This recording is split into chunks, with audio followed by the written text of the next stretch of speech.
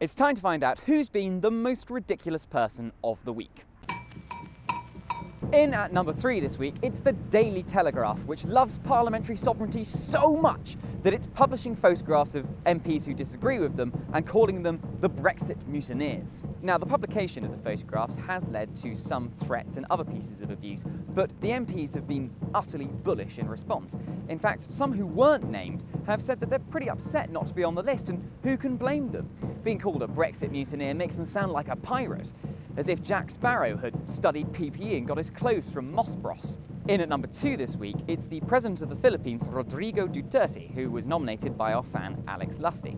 Now, Mr. Duterte was hosting the President of the United States and famous old man, Donald Trump. Can't say that. It'll upset his feelings. What do you mean it'll upset his feelings? Who cares about his feelings?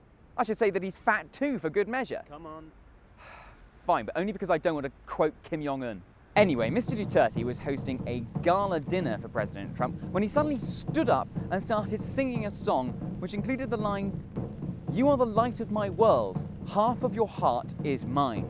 Now, President Duterte is famed for his human rights abuses, so one can only speculate what's triggered his admiration for President Trump. And in at number 1 this week, it's the greatest double act in British politics. Half Caesar and Brutus, half Laurel and Hardy. It's Boris Johnson and Michael Gove. The pair of them are known for their avant-garde work where they combine running the country with improvisational comedy. Last time they won a referendum by accident, and this time they've accidentally endangered the liberty of a British citizen. Will the comedy never stop?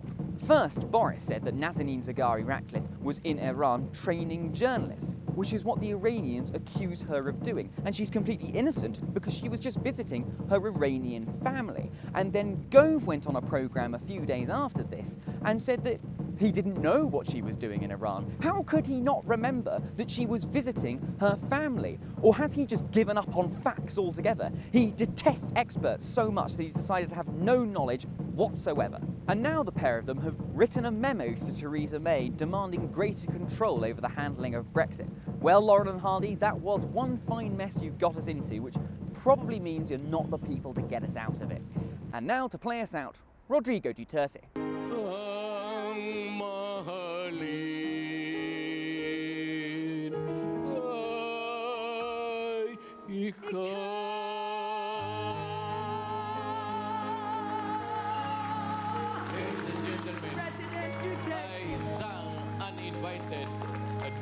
With Ms. Pilita Corrales upon the orders of the Commander-in-Chief of the United States.